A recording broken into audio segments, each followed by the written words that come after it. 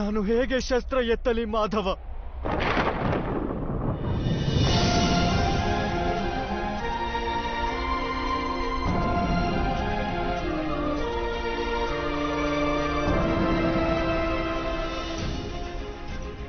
ಯಾರ ಸೇವೆ ಮಾಡುವುದನ್ನು ಜೀವನದ ಸೌಭಾಗ್ಯವೆಂದು ನಂಬಲಾಗಿದೆಯೋ ಅಂತಹ ತಾತಾಶ್ರೀ, ಗುರು ದ್ರೋಣರು, ಮಾಮಾಶ್ರೀ ಹಾಗೂ ಜ್ಯೇಷ್ಠ ಭ್ರಾತರ ಮುಂದೆ ಶಸ್ತ್ರ ಎತ್ತುವ ಧೈರ್ಯವಿಲ್ಲ ನನ್ನೊಳಗೆ ಮಾಧವ. ಅವರ ವಧೆ ಮಾಡುವುದರಿಂದ ನನಗೆ ಸ್ವರ್ಗದ ರಾಜ್ಯವೇ ಪ್ರಾಪ್ತವಾಗುವುದಾದರೂ ಅದು ವ್ಯರ್ಥವೇ ಮಾಧವ, ವ್ಯರ್ಥವೇ.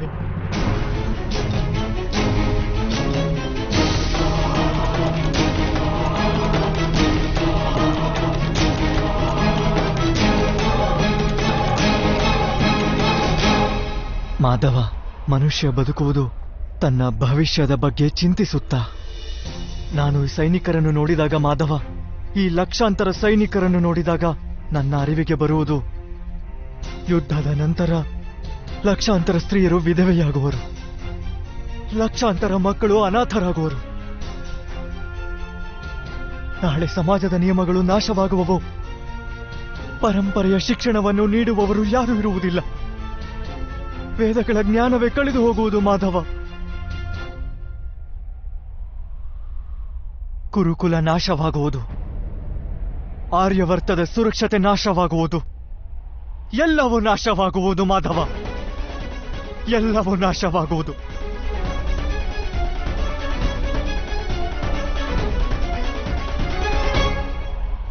ಬುದ್ಧಿವಂತ ವ್ಯಕ್ತಿಯ ಹಾಗೆ ತರ್ಕ ಮಾಡುತ್ತಿರುವೆ ನೀನು. ಆದರೆ ವಾಸ್ತವವಾಗಿ ಮೂರ್ಖತನದ ಮಾತನಾಡುತ್ತಿರುವೆ ಪಾರ್ಥ. ಏನು ನಾಶವಾಗುವುದು? ವೃಕ್ಷದ ಕೆಲವು ಎಲೆಗಳು ಬಿದ್ದು ಹೋಗಿ ಹೊಸ ಎಲೆಗಳು ಹುಟ್ಟಬಹುದು. ಅದನ್ನು ಆನಂದ ಅಥವಾ ದುಃಖದ ಕಾರಣವೆಂದು ಹೇಳಲಾಗದು. ಎಲೆಗಳ ಹುಟ್ಟಿನ ಉದ್ದೇಶ ಹಾಗೂ ಅವುಗಳ ಜೀವನದ ಅರ್ಥ ಕೇವಲ ವೃಕ್ಷವನ್ನು ಜೀವಸಹಿತ ಇಡುವುದೇ ಆಗಿರುತ್ತದೆ. ಹಾಗೆಯೇ ಮನುಷ್ಯನ ಜನ್ಮ ಹಾಗೂ ಜೀವನದ ಕಾರಣ ವಾಸ್ತವವಾಗಿ ಸಮಾಜದ ಸುಖವೇ ಆಗಿರುತ್ತದೆ. ಸಮಾಜ ಈ ಜಗತ್ತಿಗಾಗಿ, ಈ ಇಡೀ ಜಗತ್ತು ಸೃಷ್ಟಿಗಾಗಿ ಹಾಗೂ ಈ ಸಂಪೂರ್ಣ ಸೃಷ್ಟಿಯು ಸ್ವಯಂ ಪರಮಾತ್ಮನಿಗಾಗಿ ಇರುವುದು ಪಾರ್ಥ.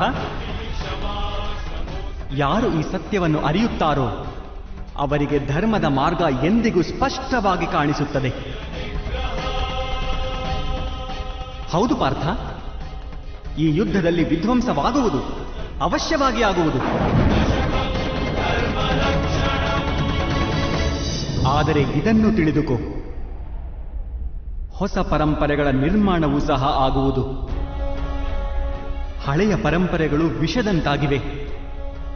ಸಾವಿರಾರು ವರ್ಷಗಳ ಮೊದಲು ವೇದಗಳು ಯಾವ ಧರ್ಮವನ್ನು ಸೃಷ್ಟಿಸಿದ್ದವೋ ಅದು ಈಗ ಕೇವಲ ಶಬ್ದಗಳಾಗಿ ಮಾತ್ರ ಉಳಿದಿವೆ. ಯಾವ ವರ್ಣ ವ್ಯವಸ್ಥೆ ಮನುಷ್ಯನ ಬುದ್ಧಿಯ ಮೇಲೆ ಆಧಾರವಾಗಿದ್ದಿತೋ ಅದು ಈಗ ಮನುಷ್ಯನ ಜನ್ಮದ ಮೇಲೆ ಆಧಾರಿತವಾಗಿದೆ. ಶೋಷಣೆಯ ಮಾಧ್ಯಮವಾಗಿದೆ ಪಾರ್ಥ.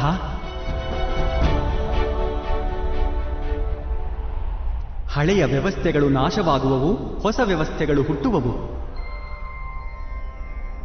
ಹಳೆಯ ಧರ್ಮ ಹೊಸ ಸ್ವರೂಪವನ್ನು ಪಡೆದು ಪ್ರಕಟವಾಗುವುದು. ಯಾವ ರೀತಿ ವರ್ಷಾ ಋತುವಿಗೂ ಮೊದಲು ಮೋಡಗಳಿಂದ ಕೂಡಿದ ಆಕಾಶವೂ ಕೂಡ ಕೊಳೆಯಾಗಿ ಕಾಣುವುದೋ ಹಾಗೂ ಧೂಳಿನಿಂದ ಕೂಡಿದ ಮಣ್ಣು ಕೂಡ ಕೊಳೆಯಾಗಿ ಕಾಣುವುದೋ ಅಂತಹುದೇ ಸ್ಥಿತಿ ಇದೆ ಎಂದು. ಆದರೆ ಮಳೆಯ ನಂತರ ಆಕಾಶ ಹಾಗೂ ಪೃಥ್ವಿ ತೊಳೆದು ಸ್ವಚ್ಛವಾಗುತ್ತವೆ. ಹಾಗೆಯೇ ಈ ಯುದ್ಧದ ನಂತರ ಸಮಾಜ ಹಾಗೂ ಜಗತ್ತು ತೊಳೆದು ಸ್ವಚ್ಛವಾಗುವುದು ಪಾರ್ಥ.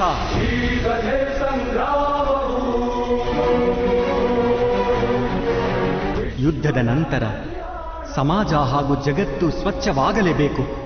ಆದ್ದರಿಂದ ಮೋಹವನ್ನು ತ್ಯಜಿಸು ಪಾರ್ಥ. ಸಮಗ್ರ ಜಗತ್ತಿನ ಲಾಭದ ಬಗ್ಗೆ ಯೋಚನೆ ಮಾಡು. ಶಸ್ತ್ರ ಕೈಗೆತ್ತಿಕೋ ಹಾಗೂ ಯುದ್ಧ ಮಾಡು. ಕೈಗೆತ್ತಿಕೋ ಹಾಗೂ ಯುದ್ಧ ಮಾಡು. ಕೈಗೆತ್ತಿಕೋ ಹಾಗೂ ಯುದ್ಧ ಮಾಡು.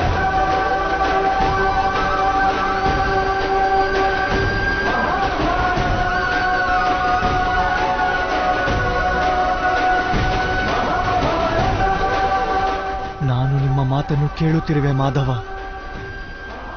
ಆದರೆ ಅವುಗಳ ಅರ್ಥ ನನ್ನ ಹೃದಯವನ್ನು ತಲುಪುತ್ತಿಲ್ಲ. ನನ್ನ ಮನಸ್ಸು ಮೋಹದಿಂದ ತುಂಬಿಕೊಂಡಿದೆ.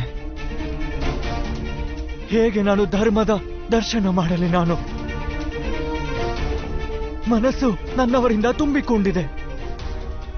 ಯಾವ ರೀತಿಯಲ್ಲಿ ಜಗತ್ತಿನ ಬಗ್ಗೆ ಯೋಚನೆ ಮಾಡಲಿ ನಾನು?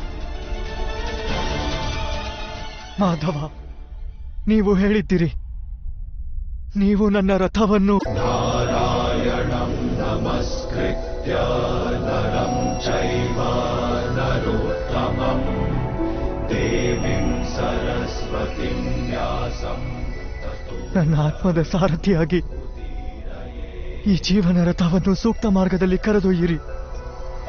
ನಾರಾಯಣಂ ನಮಸ್ಕೃತ್ಯ ನರಂ ಚೈವ ನರೋತ್ತಮಂ ದೇವಿಂ ಸರಸ್ವತಿಂ ವ್ಯಾಸಂ ತತೋ ಜಯಂ ಉದೀರಯೇ. ಅಂಥದ್ದೇನು ತಿಳಿಯುವುದರಿಂದ ನಾನು ನನ್ನ ದುರ್ಬಲತೆಯನ್ನು ತ್ಯಜಿಸಬಲ್ಲೆ.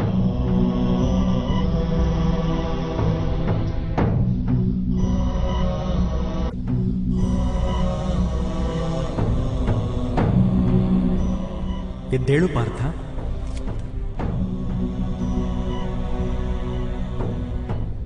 ಹೇಳುವುದನ್ನು ಕೇಳು. ಜೀವನದ ರಹಸ್ಯವನ್ನು ತಿಳಿದುಕೋ. ಜಗತ್ತಿನ ವಾಸ್ತವಿಕ ರೂಪವನ್ನು ಅರ್ಥ ಮಾಡಿಕೊ. ಗಂಗಾ ಮಾತೆಯ ಪ್ರವಾಹದಲ್ಲಿ ಮುಷ್ಟಿಯಿಂದ ಜಲವನ್ನು ತೆಗೆದುಕೊಂಡರೆ ಏನೂ ದೊರೆಯುವುದಿಲ್ಲ ಪಾರ್ಥ. ಆದರೆ ಕೈಗಳನ್ನು ಜೋಡಿಸುವ ಮೂಲಕ ಗಂಗಾ ಪ್ರವಾಹದಿಂದ ತೆಗೆದುಕೊಳ್ಳುವ ಪ್ರಯತ್ನ ಮಾಡಿದರೆ ಅದು ಮುಖದವರೆಗೂ ತಲುಪಬಹುದು.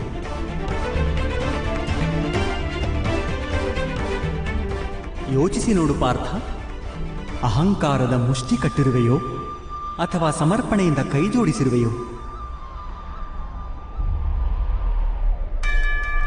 ಈ ಜ್ಞಾನವನ್ನು ಗ್ರಹಿಸುವ ಶಕ್ತಿ ಇದೆಯೇ ನಿನ್ನಲ್ಲಿ?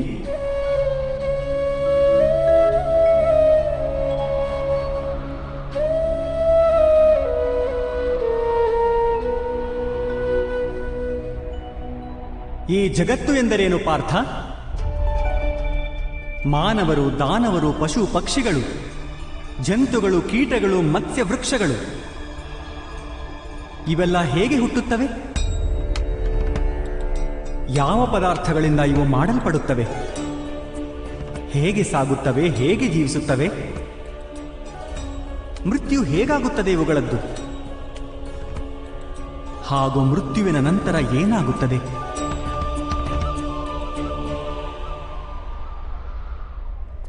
ಈ ರಹಸ್ಯದ ಬಗ್ಗೆ ಯೋಚನೆ ಮಾಡು. ಮನುಷ್ಯನ ದೇಹ ಮಣ್ಣಿಂದ ಮಾಡಲ್ಪಟ್ಟಿದೆ ಮಾಧವ. ಜಲ ಅದರಲ್ಲಿ ರಕ್ತ ಹಾಗೂ ಇತ್ಯಾದಿ ರೂಪದಲ್ಲಿ ಹರಿಯುತ್ತದೆ. ಅಗ್ನಿಯು ದೇಹಕ್ಕೆ ತಾಪಮಾನ ನೀಡುತ್ತದೆ ಹಾಗೂ ದೇಹದ ಬರಿದಾದ ಪ್ರದೇಶದಲ್ಲಿ ಆಕಾಶ ಪ್ರಕಟವಾಗುತ್ತದೆ. ಅರ್ಥಾತ್ ಪೃಥ್ವಿ, ವಾಯು, ಜಲ, ಅಗ್ನಿ ಹಾಗೂ ಆಕಾಶ ಈ ಪಂಚಭೂತಗಳಿಂದಲೇ ಶರೀರದ ನಿರ್ಮಾಣವಾಗಿರುವುದು. ಅರ್ಥಾತ್ ಮಹಾಮಹಿಮರು ಗುರು ದ್ರೋಣರು ಪೃಥ್ವಿ, ಜಲ, ವಾಯು, ಅಗ್ನಿ ಹಾಗೂ ಆಕಾಶಗಳಿಗಿಂತ ಹೆಚ್ಚು ಬೇರೇನೂ ಇಲ್ಲ. ಧರ್ಮಜ್ಞಾನಿಗಳು ಪಂಚಮಹಾಭೂತಗಳಿಂದಲೇ ಆಗಿದ್ದಾರೆ ಹಾಗೂ ಅಧರ್ಮಿಗಳೂ ಕೂಡ. ಹಾಗಾದರೆ ಮೋಹ ಯಾವುದಕ್ಕೋಸ್ಕರ ಪಾರ್ಥ? ಮಣ್ಣಿಗಾಗಿಯೇ?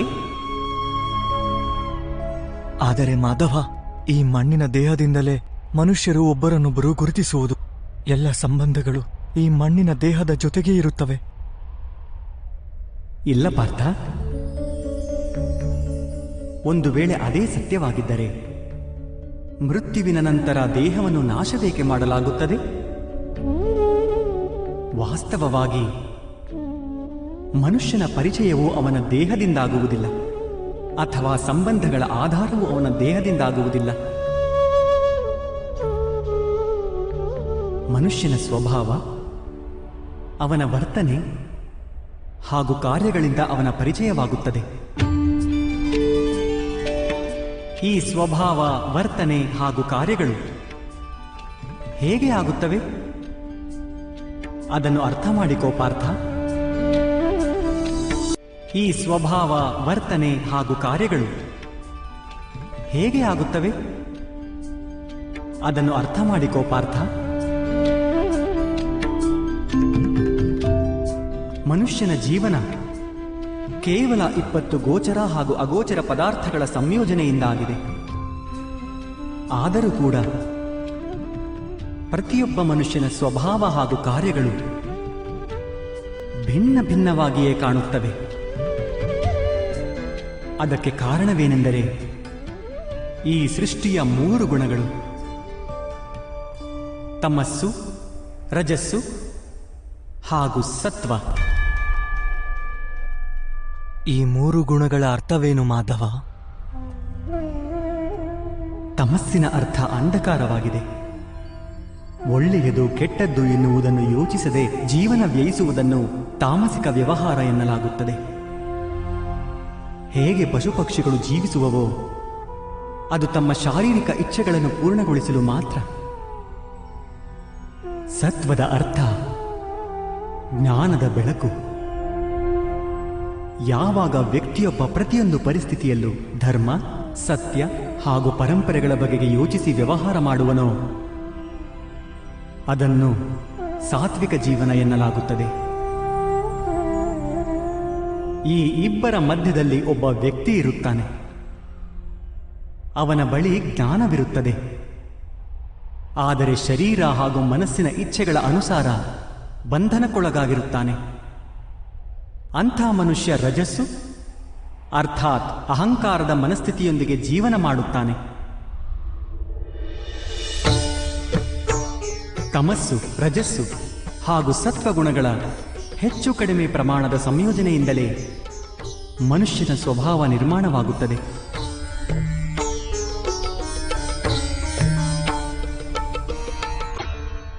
ಎದುರಿಗೆ ನೋಡು ಪಾರ್ಥ, ಈ ಎಲ್ಲರಲ್ಲಿ ನಿನಗೆ ಯಾವ ಗುಣಗಳು ಕಾಣುತ್ತವೆ ಎಂದು.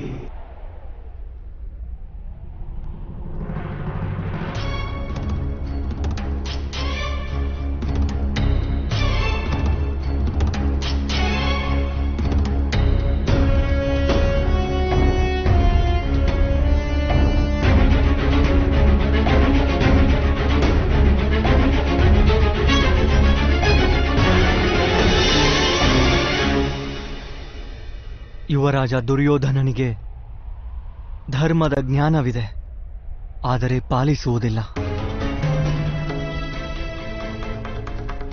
ಅವನ ಜೀವನದ ಕೇಂದ್ರವೇ ಅಹಂಕಾರ. ಅರ್ಥಾತ್ ಅವನಲ್ಲಿ ತಮಸ್ಸು ಕಡಿಮೆ ಇದೆ, ರಜಸ್ಸು ಹೆಚ್ಚಾಗಿದೆ ಹಾಗೂ ಸತ್ವಗುಣ ಇಲ್ಲವೇ ಇಲ್ಲ.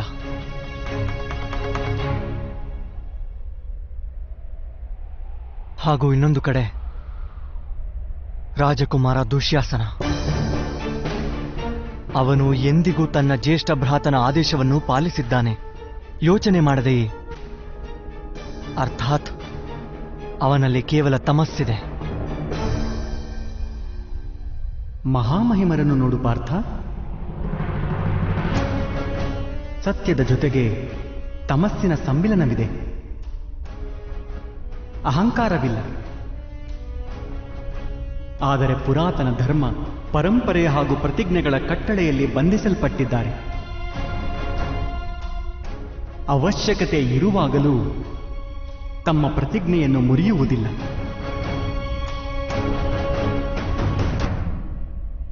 ಗುರು ದ್ರೋಣರನ್ನು ನೋಡು. ಜ್ಞಾನ ಹಾಗೂ ಅಹಂಕಾರ ಎರಡೂ ಇರುವವು. ಜ್ಞಾನ ಮನುಷ್ಯನಿಗೆ ಮುಕ್ತಿ ದೊರಕಿಸಿಕೊಡುತ್ತದೆ, ಆದರೆ ಅವರ ಅಹಂಕಾರ ಅವರನ್ನು ಮುಕ್ತರಾಗಲು ಬಿಡುವುದಿಲ್ಲ.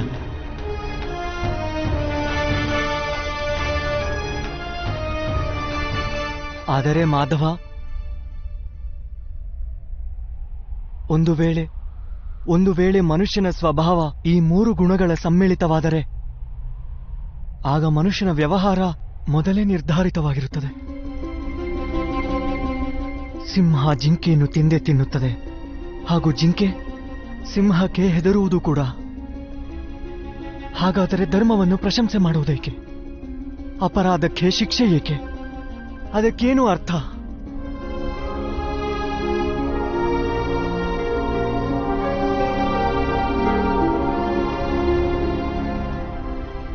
ಉತ್ತಮವಾದ ಪ್ರಶ್ನೆ ಇದು ಪಾರ್ಥ.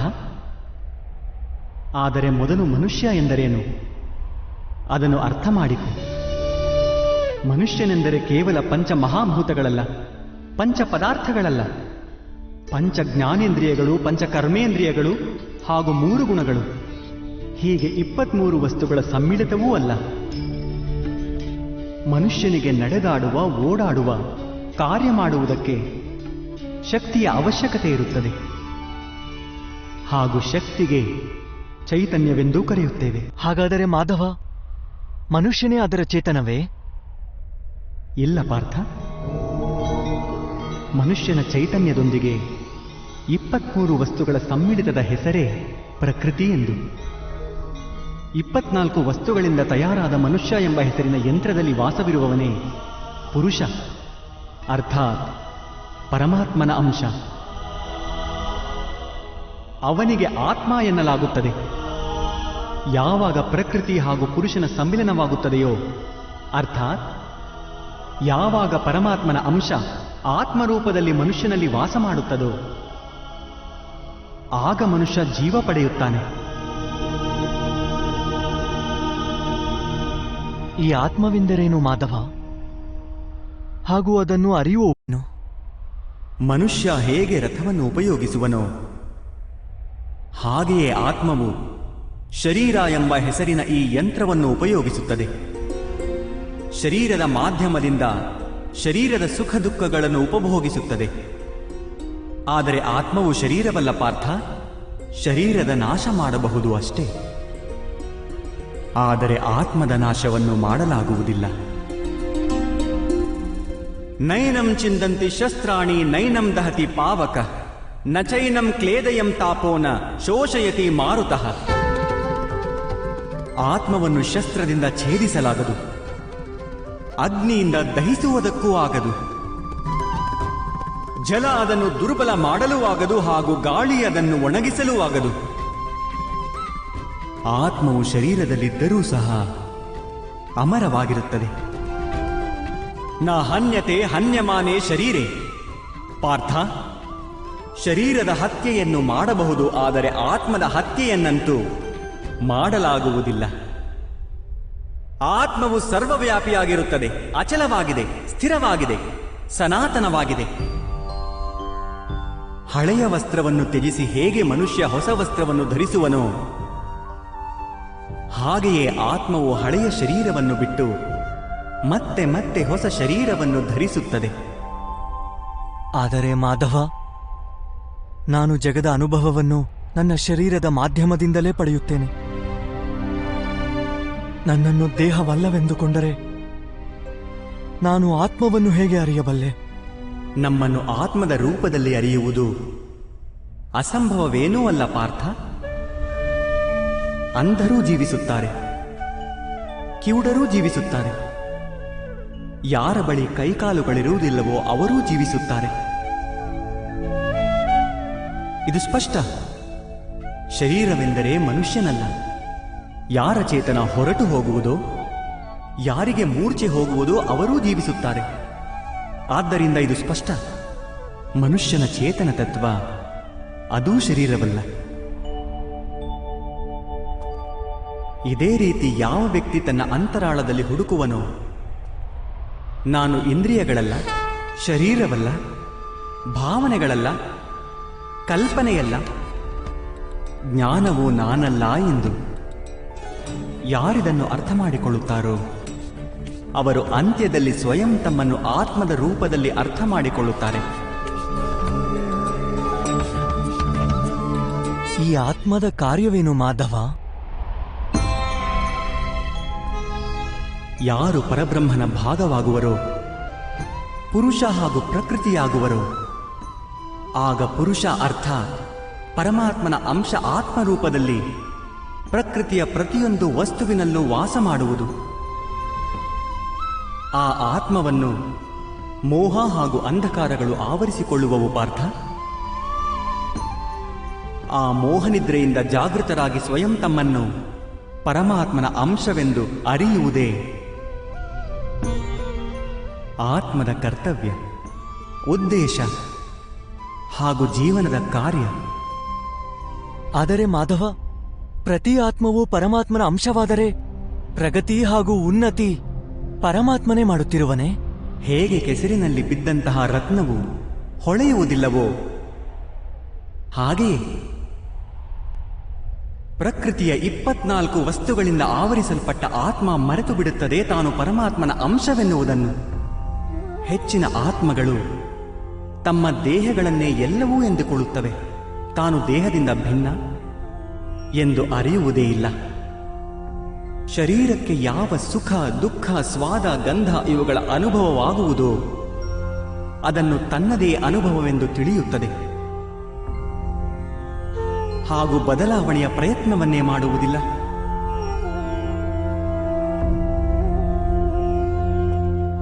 ಯಾವ ಆತ್ಮಗಳು ಬದಲಾವಣೆಯ ಪ್ರಯತ್ನವನ್ನೇ ಮಾಡುವುದಿಲ್ಲವೋ ಅವು ನಿರಂತರವಾಗಿ ಅಧರ್ಮ ಮಾಡುತ್ತಿರುತ್ತವೆ. ಅವುಗಳನ್ನು ಜಾಗೃತಗೊಳಿಸಲು ಶಿಕ್ಷೆ ನೀಡುವುದು ಅನಿವಾರ್ಯವಾಗುತ್ತದೆ.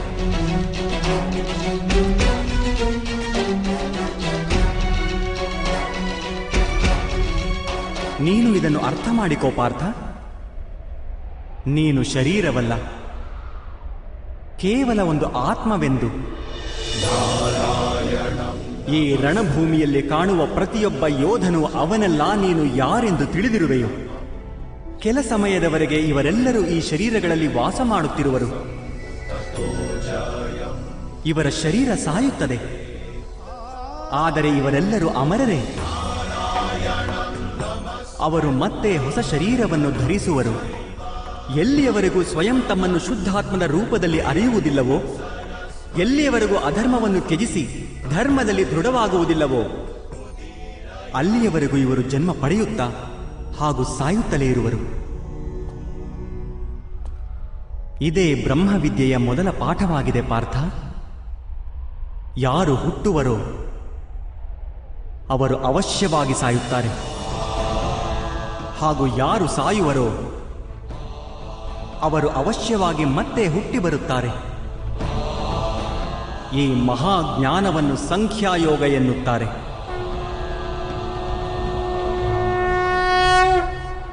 ಧರ್ಮ ಹಾಗೂ ಅಧರ್ಮ ಎಂದರೇನು ಮಾಧವ? ಯಾವ ಮಾರ್ಗದ ಮೂಲಕ ಮನುಷ್ಯ ಸ್ವಯಂ ತನ್ನನ್ನೇ ಆತ್ಮದ ರೂಪದಲ್ಲಿ ನೋಡುವನೋ, ಪರಮಾತ್ಮನ ಅಂಶವಾಗಿ ಸ್ವಯಂ ತನ್ನನ್ನೇ ತಿಳಿದುಕೊಳ್ಳುವನೋ, ಆ ಮಾರ್ಗಕ್ಕೆ ಧರ್ಮ ಎನ್ನುತ್ತಾರೆ.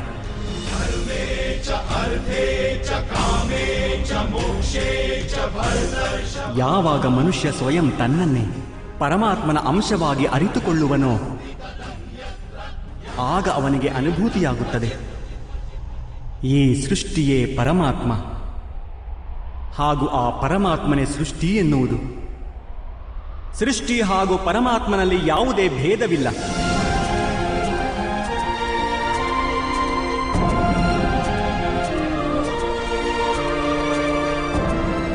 ಯಾವ ಮನುಷ್ಯ ಇದನ್ನು ಅರಿಯುವನೋ ಅವನು ಇತರ ಮನುಷ್ಯರು ಹಾಗೂ ಪ್ರಾಣಿಗಳ ವಿಷಯದಲ್ಲಿ ನಿರ್ದಯಿ ಹಾಗೂ ಕಠೋರವಾಗಿರುವುದಿಲ್ಲ. ಅವನಿಗೆ ತಿಳಿಯುತ್ತದೆ, ನಾಲಿಗೆ ಕತ್ತರಿಸಿದರೆ ನೋವು ಕೇವಲ ನಾಲಿಗೆಗೆ ಆಗುವುದಿಲ್ಲ, ಅದರ ಅನುಭೂತಿ ಸಮಗ್ರ ಶರೀರಕ್ಕೇ ಎಂದು. ಹಾಗೆಯೇ ಒಬ್ಬ ಮನುಷ್ಯನಿಗೆ ನೋವಾದರೆ ಸಮಗ್ರ ಜಗತ್ತೇ ಆ ನೋವನ್ನು ಅನುಭವಿಸುತ್ತದೆ. ಎಲ್ಲಿಯವರೆಗೂ ಈ ಜಗತ್ತಿನಲ್ಲಿ ಒಬ್ಬ ಮನುಷ್ಯನಿಗೂ ನೋವಾಗುತ್ತಿದ್ದರೆ ಅಲ್ಲಿಯವರೆಗೂ ವಾಸ್ತವವಾಗಿ ಯಾರ ಸುಖವೂ ಸಂಪೂರ್ಣವಾಗುವುದಿಲ್ಲ. ಇದನ್ನು ಅರಿತಾಗ ಮನುಷ್ಯನ ಮನಸ್ಸು ಕರುಣೆಯಿಂದ ತುಂಬಿಕೊಂಡರೆ ಅದನ್ನು ಧರ್ಮ ಎನ್ನುತ್ತಾರೆ.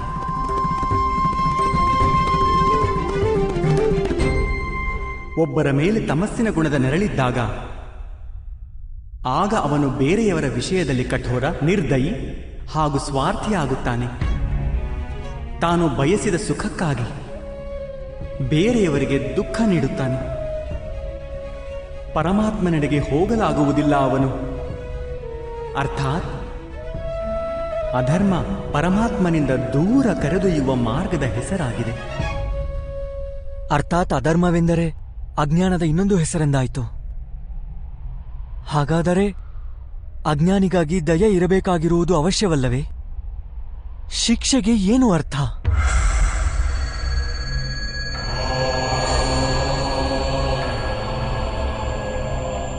ಅಜ್ಞಾನಿ ಜ್ಞಾನದ ಬೆಲೆ ತಿಳಿದುಕೊಳ್ಳಲು ಸಿದ್ಧನಾಗದಿದ್ದರೆ, ಜ್ಞಾನದೆಡೆಗೆ ದೃಷ್ಟಿ ಹರಿಸಲು ಸಿದ್ಧನಾಗದಿದ್ದರೆ, ಆಗ ಶಿಕ್ಷೆಯೇ ದಯೆಯಾಗುತ್ತದೆ.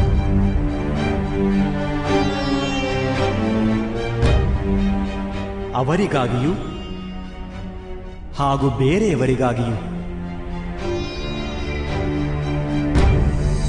ಸೃಷ್ಟಿಯ ನಡೆ ಎಂದಿಗೂ ಪರಮಾತ್ಮನೆಡೆಗೇ ಇರಬೇಕು, ಅದು ಅನಿವಾರ್ಯ. ಆದರೆ ಆಗಾಗ ಎಂಥ ಸ್ಥಿತಿ ಉದ್ಭವವಾಗುತ್ತದೆ ಎಂದರೆ ಅಜ್ಞಾನ, ಮೋಹ ಹಾಗೂ ಅಧರ್ಮ ಹೆಚ್ಚಾಗುತ್ತವೆ. ಜಗತ್ತಿನಿಂದ ಧರ್ಮ ಲುಪ್ತವಾಗುವ ಭಯ ಉದ್ಭವವಾಗುತ್ತದೆ. ಜಗತ್ತಿನಿಂದ ಯಾವಾಗ ಧರ್ಮ ಲುಪ್ತವಾಗುವುದೋ ಕರುಣೆಯು ನಾಶವಾಗುತ್ತದೆ ಹಾಗೂ ಸತ್ಯವೂ ನಾಶವಾಗುತ್ತದೆ. ಮುಂಬರುವ ಪೀಳಿಗೆಗೆ ಧರ್ಮ ಪ್ರಾಪ್ತವಾಗಬೇಕು. ಅದಕ್ಕಾಗಿ ಇಂದು ಅಧರ್ಮೀಯರ ನಾಶ ಮಾಡಿ ಧರ್ಮವನ್ನು ಪುನಃಸ್ಥಾಪನೆ ಮಾಡುವುದು ಅನಿವಾರ್ಯವಾಗಿದೆ.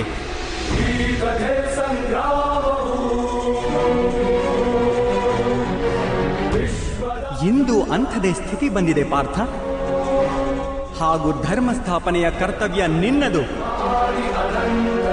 ಆದ್ದರಿಂದ ದುರ್ಬಲತೆಯನ್ನು ತ್ಯಜಿಸು ಹಾಗೂ ಈ ಯುದ್ಧಕ್ಕೆ ಸಿದ್ಧನಾಗು. ಹಾಗೂ ಈ ಯುದ್ಧಕ್ಕೆ ಸಿದ್ಧನಾಗು. ಹಾಗೂ ಈ ಯುದ್ಧಕ್ಕೆ ಸಿದ್ಧನಾಗು.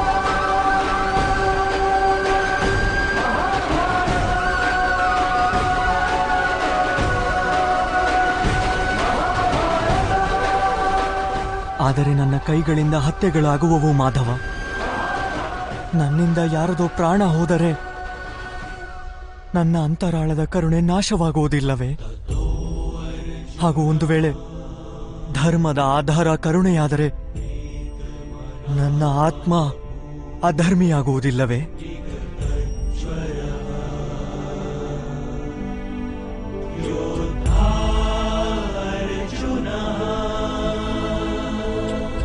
ಕರ್ಮದ ಬಂಧನ ಅವಶ್ಯವಾಗಿ ನಿರ್ಮಾಣವಾಗುತ್ತದೆ. ಆದರೆ ಕಾರ್ಯದ ಬಂಧನ ನಿರ್ಮಾಣವಾಗದು ಪಾರ್ಥ. ನೀನು ಕರ್ಮ ಹಾಗೂ ಕಾರ್ಯದ ನಡುವೆ ಏನು ಭೇದವಿದೆ ಎಂದು ಅರಿಯುವುದು ಅವಶ್ಯವಾಗಿದೆ. ಎಲ್ಲ ಕರ್ಮವೂ ಕಾರ್ಯವೇ, ಆದರೆ ಎಲ್ಲ ಕಾರ್ಯವೂ ಕರ್ಮವಲ್ಲ. ಕರ್ಮವೆಂದು ಆ ಕಾರ್ಯಕ್ಕೆ ಹೇಳುತ್ತಾರೆ ಯಾವುದರ ಜೊತೆ ಫಲದ ಅಪೇಕ್ಷೆ ಸೇರಿದೆಯೋ. ಮನುಷ್ಯ ಯಾವಾಗ ಸುಖ, ಸಂಪತ್ತು, ಪ್ರಶಂಸೆಯ ಅಪೇಕ್ಷೆಯೊಂದಿಗೆ ಯಾವುದಾದರೂ ಕಾರ್ಯ ಮಾಡಿದರೆ ಅವನು ಆ ಕಾರ್ಯದ ಫಲದ ಬಂಧನಕ್ಕೊಳಗಾಗುತ್ತಾನೆ. ಯಾವಾಗ ಒಂದು ಕರ್ಮವನ್ನು ಯಾವುದೇ ಅಪೇಕ್ಷೆಯೊಂದಿಗೆ ಮಾಡಿದರೆ ಅದನ್ನು ಸಕಾಮ ಕರ್ಮಯೋಗ ಎನ್ನುತ್ತಾರೆ. ಹಾಗೂ ಯಾವಾಗ ಒಂದು ಕರ್ಮವನ್ನು ಯಾವುದೇ ಫಲಾಪೇಕ್ಷೆ ಇಲ್ಲದೆ ಮಾಡಿದರೆ ಅದನ್ನು ನಿಷ್ಕಾಮ ಕರ್ಮಯೋಗ ಎನ್ನುತ್ತಾರೆ. ಇದೇ ಕಾರಣಕ್ಕೆ ಅವನು ಮತ್ತೆ ಮತ್ತೆ ಹುಟ್ಟಬೇಕಾಗುತ್ತದೆ. ಮನುಷ್ಯನನ್ನು ಯಾವುದೇ ಕರ್ಮ ಬಂಧನಕ್ಕೊಳಪಡಿಸುವುದಿಲ್ಲ. ಕರ್ಮದೊಂದಿಗೆ ಇರುವ ಅಪೇಕ್ಷೆಗಳು ಬಂಧನಕ್ಕೊಳಪಡಿಸುತ್ತವೆ. ಅದು ಹೇಗೆ ಮಾಧವ? ಒಂದು ವೇಳೆ ನಿನಗೆ ಈ ಯುದ್ಧದಲ್ಲಿ ವಿಜಯಶಾಲಿಯಾಗುವ ಅಪೇಕ್ಷೆ ಇದ್ದರೆ ಆಗ ಪರಾಜಯವಾದಲ್ಲಿ ನಿನಗೆ ತೀವ್ರ ದುಃಖವಾಗುವುದು. ಹಾಗೂ ಆ ದುಃಖ ನಿನ್ನಿಂದ ಬೇರೇನೋ ಕಾರ್ಯ ಮಾಡಿಸುವುದು. ಅದಕ್ಕಾಗಿ ನಿನಗೆ ಮತ್ತೊಂದು ಜನ್ಮ ಪಡೆಯಬೇಕಾಗುವುದು. ಹಾಗೂ ಒಂದು ವೇಳೆ ನೀನು ವಿಜಯಶಾಲಿಯಾದರೆ ನಿನ್ನ ಅಹಂಕಾರ ಹೆಚ್ಚಾಗುವುದು. ಹಾಗೂ ಆ ಅಹಂಕಾರವು ನಿನ್ನನ್ನು ವಿಶ್ವ ವಿಜಯ ಹೊಂದಲು ಪ್ರೇರೇಪಿಸುವುದು, ನಿನ್ನಿಂದ ಹತ್ಯೆ ಮಾಡಿಸುವುದು. ಹಾಗೂ ಅದರ ಪಾಪ ನಿನ್ನನ್ನು ಕಟ್ಟಿಹಾಕುವುದು. ಯೋಚಿಸಿ ನೋಡು, ಒಂದು ವೇಳೆ ನಿನಗೆ ಈ ಯುದ್ಧದಲ್ಲಿ ವಿಜಯದ ಮೋಹ, ಪರಾಜಯದ ಭಯ ಇಲ್ಲದಿದ್ದರೆ ಯುದ್ಧದ ಅಂತ್ಯದಲ್ಲಿ ನಿನಗೆ ಸುಖ ಪ್ರಾಪ್ತವಾಗುವುದೋ ಅಥವಾ ದುಃಖವೋ?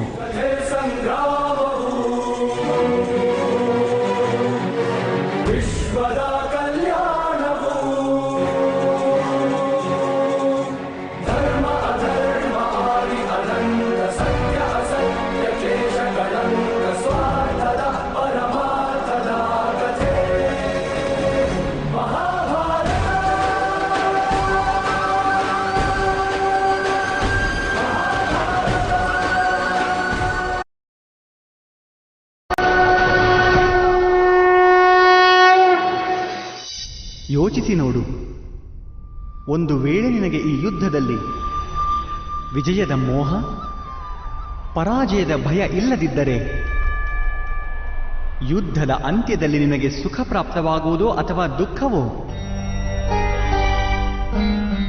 ಸುಖವೂ ಆಗುವುದಿಲ್ಲ, ದುಃಖವೂ ಆಗುವುದಿಲ್ಲ. ಅರ್ಥಾತ್ ನಿನ್ನ ಸುಖ ದುಃಖ, ಹತಾಶೆ ನಿರಾಶೆ ಅಹಂಕಾರ ಯುದ್ಧದಿಂದಾಗಿ ಅಲ್ಲ. ಯುದ್ಧದಿಂದ ನೀನೆಂತಹ ಅಪೇಕ್ಷೆಗಳನ್ನು ಇಟ್ಟುಕೊಂಡಿರುವೆಯೋ ಅವುಗಳ ಕಾರಣದಿಂದಾಗಿ. ಇದು ಸತ್ಯವಲ್ಲವೇ ಪಾರ್ಥ?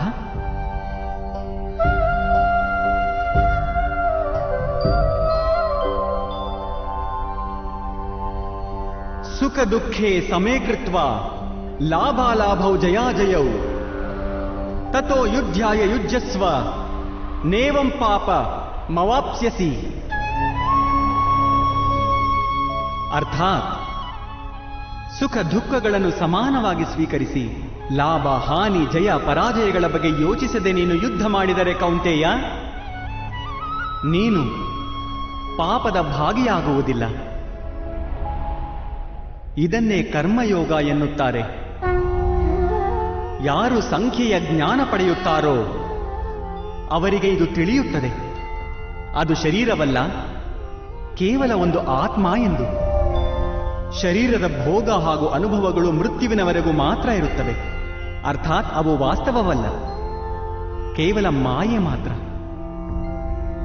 ಅಂಥವರಿಗೆ ಕರ್ಮಯೋಗಿಯಾಗುವುದು ಸುಲಭವಾಗುತ್ತದೆ. ಆದರೆ ಮಾಧವ, ಒಂದು ವೇಳೆ ಕಾರ್ಯದ ಜೊತೆಗಿನ ಬಂಧನ ನಿರ್ಧಾರಿತವಾಗಿದ್ದರೆ ಜಗತ್ತನ್ನು ತ್ಯಜಿಸಿ ಸನ್ಯಾಸತ್ವ ತೆಗೆದುಕೊಳ್ಳುವುದು ಸೂಕ್ತವಲ್ಲವೇ? ಇದೇ ಚಿಂತನೆಯ ಕಾರಣದಿಂದ ಇಂದು ಈ ಯುದ್ಧವಾಗುತ್ತಿರುವುದು ಪಾರ್ಥ.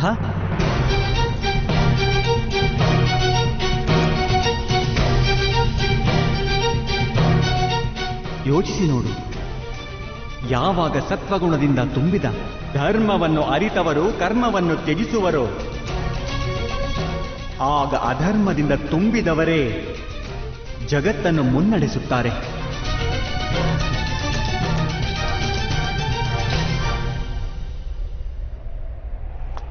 ಒಂದು ವೇಳೆ ಮಹಾಮಹಿಮರು ಲೌಕಿಕವನ್ನು ತ್ಯಜಿಸದೇ ಇದ್ದಿದ್ದರೆ ಇಂದು ಅಧರ್ಮ ಇಷ್ಟು ಬೆಳೆಯುತ್ತಲೇ ಇರಲಿಲ್ಲ.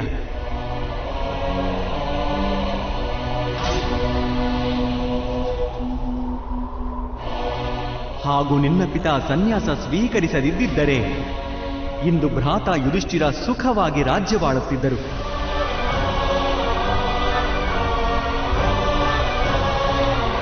ಹಾಗೂ ತಮ್ಮ ಪ್ರಜೆಗಳಿಗೆ ನ್ಯಾಯ ಹಾಗೂ ಧರ್ಮದ ಜ್ಞಾನ ನೀಡುತ್ತಿದ್ದರು. ಆದರೆ ದುಃಖದ ವಿಷಯವೇನೆಂದರೆ ಪಾರ್ಥ, ಸತ್ವಗುಣದಿಂದ ತುಂಬಿದ ಮನುಷ್ಯರೇ ಜಗತ್ತಿಗೆ ಲಾಭ ಮಾಡಿಕೊಡಬಲ್ಲರು. ಅಂಥವರೇ ಸನ್ಯಾಸದ ಬಗ್ಗೆ ಯೋಚನೆ ಮಾಡುತ್ತಾರೆ. ಹೇಗೆ ಜಲ ಆವಿಯಾಗಿ ಹಾರಿ ಹೋಗುತ್ತದೆಯೋ ಹಾಗೂ ತ್ಯಾಜ್ಯ ಅಲ್ಲೇ ಬಿದ್ದಿರುತ್ತದೆಯೋ ಹಾಗೆಯೇ ಸತ್ವಗುಣದಿಂದ ತುಂಬಿದ ಸಜ್ಜನರು ಜಗತ್ತನ್ನು ತ್ಯಜಿಸಿ ಬಿಡುತ್ತಾರೆ. ಹಾಗೂ ತಮಸ್ಸಿನಿಂದ ಕೂಡಿದ ಅಧರ್ಮಿಗಳು ಜಗತ್ತಿನಲ್ಲಿ ಕಾರ್ಯ ಮಾಡುತ್ತಾರೆ. ಇದೇ ಕಾರಣದಿಂದ ಜಗತ್ತಿನಲ್ಲಿ ಪಾಪ ಹಾಗೂ ಅಧರ್ಮ ಹೆಚ್ಚಾಗುತ್ತದೆ.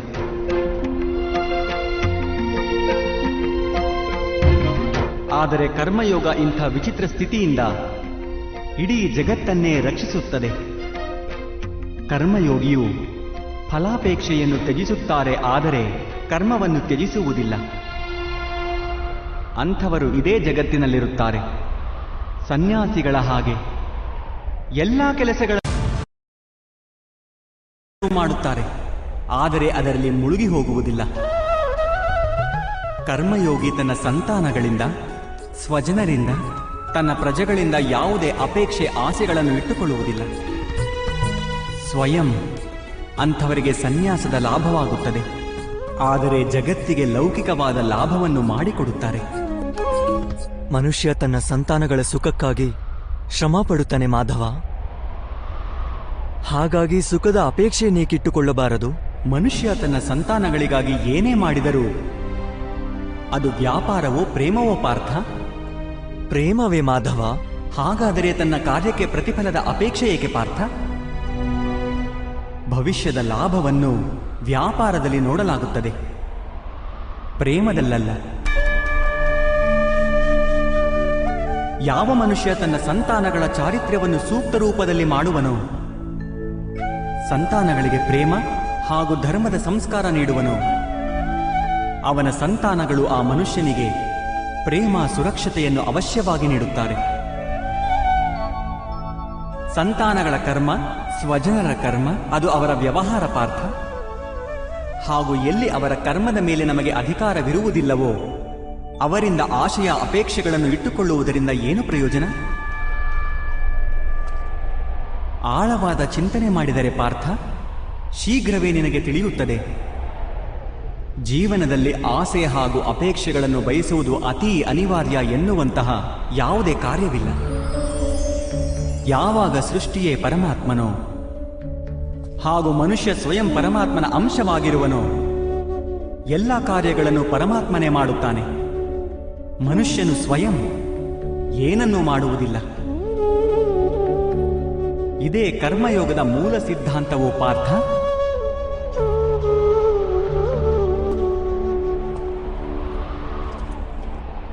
ನೀನು ಕರ್ಮಯೋಗಿಯಾಗಿ ಈ ಯುದ್ಧ ಮಾಡುವುದು ಅವಶ್ಯ ಪಾರ್ಥ.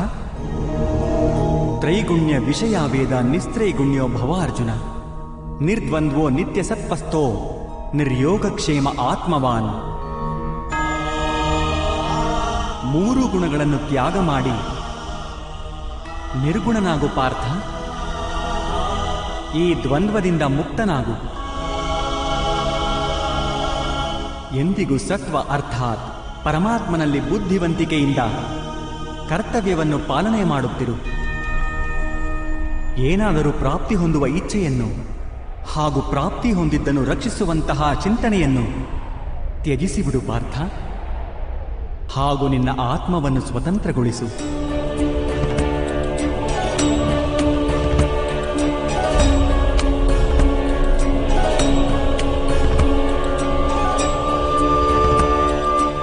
ಸ್ಮರಣೆ ಇರಲಿ ಪಾರ್ಥ, ಕರ್ಮಣ್ಯೇವಾಧಿಕಾರಸ್ತೆ ಮಾ ಫಲೇಷು ಕದಾಚನ ಮಾ ಕರ್ಮ ಫಲ ಹೇತುರ್ಭು ಮಾತೆ ಸಂಗೋಸ್ತ್ವ ಕರ್ಮಣಿ. ನಿನ್ನ ಅಧಿಕಾರ ಕೇವಲ ಕರ್ಮ ಮಾಡಲು ಮಾತ್ರ. ಫಲವು ಭಗವಂತನ ಕೈಯಲ್ಲಿರುವುದು. ಕರ್ಮದಿಂದ ಓಡಿ ಹೋಗುವುದೂ ಸೂಕ್ತವಲ್ಲ, ಹಾಗೂ ಕರ್ಮಫಲದ ಅಪೇಕ್ಷೆ ಇಟ್ಟುಕೊಳ್ಳುವುದೂ ಸೂಕ್ತವಲ್ಲ.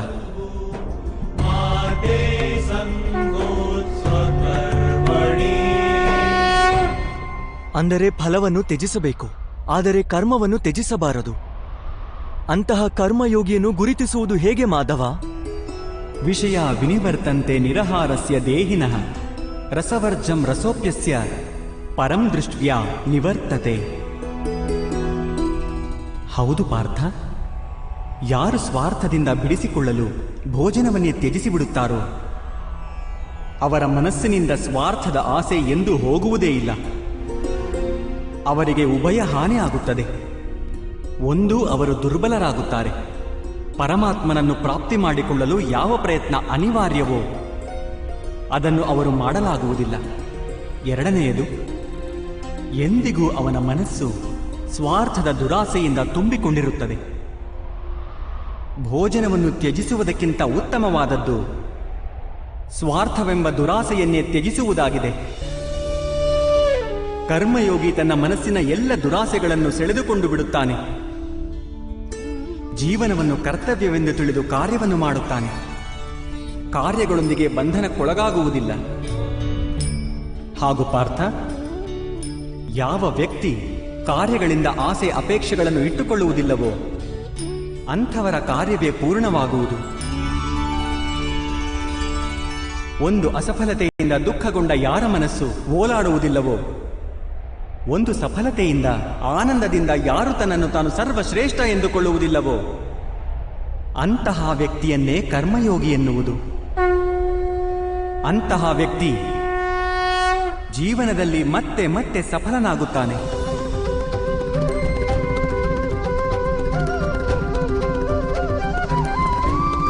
ಧ್ಯಾಯತೋ ವಿಷಯಾನ್ ಪುಂಸ ಸಂಗಸ್ತೇಷೂಪಜಾಯತೆ ಸಂಗಾತ್ ಸಂಜಾಯತೆ ಕಾಮಃ ಕಾಮಾತ್ ಕ್ರೋಧೋಭಿಜಾಯತೆ ಕ್ರೋಧಾತ್ ಭವತಿ ಸಮ್ಮೋಹ ಸಮ್ಮೋಹಾತ್ ಸ್ಮೃತಿ ವಿಭ್ರಮಃ ಸ್ಮೃತಿ ಭ್ರಂಶಾತ್ ಬುದ್ಧಿನಾಶೋ ಬುದ್ಧಿನಾಶಾತ್ ಪ್ರಣಶ್ಯತಿ. ಅಪೇಕ್ಷೆಯಿಂದ ಬಯಕೆ ಪ್ರಕಟವಾಗುತ್ತದೆ, ಹಾಗೂ ಬಯಕೆಯ ಸ್ವಭಾವವೇ ಅಸಂತುಷ್ಟವಾಗಿರುವುದು. ಅಸಂತೋಷದಿಂದ ಕ್ರೋಧ ಉತ್ಪನ್ನವಾಗುವುದು, ಹಾಗೂ ಕ್ರೋಧದಿಂದ ಮೋಹ ಹುಟ್ಟುವುದು. ಮೋಹದಿಂದಾಗಿ ವ್ಯಕ್ತಿಯು ಆಚಾರ ಹಾಗೂ ವ್ಯವಹಾರಗಳ ಜ್ಞಾನವನ್ನೇ ಮರೆತು ಬಿಡುತ್ತಾನೆ. ಜ್ಞಾನ ಕಳೆದುಕೊಳ್ಳುವುದರಿಂದ ಬುದ್ಧಿ ಕಳೆದುಕೊಳ್ಳುತ್ತಾನೆ. ಅನುಚಿತವಾದ ಕಾರ್ಯಗಳು ಆಗತೊಡಗುತ್ತವೆ, ಹಾಗೂ ಸಮಾಜವು ಅಂಥ ವ್ಯಕ್ತಿಯ ಶತ್ರುವಾಗಿ ಬಿಡುತ್ತದೆ. ಹಾಗೂ ಅಂತ್ಯದಲ್ಲಿ ಅಂಥ ಮನುಷ್ಯನ ಸಂಪೂರ್ಣ ಪತನವಾಗಿ ಬಿಡುತ್ತದೆ.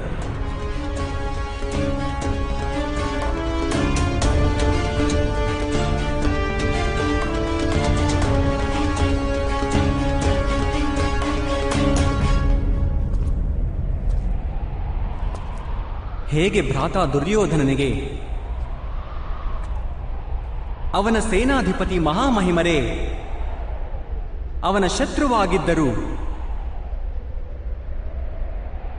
ನಿನಗೆ ವಿಜಯದ ಆಶೀರ್ವಾದ ನೀಡಿದ ಹಾಗೆ,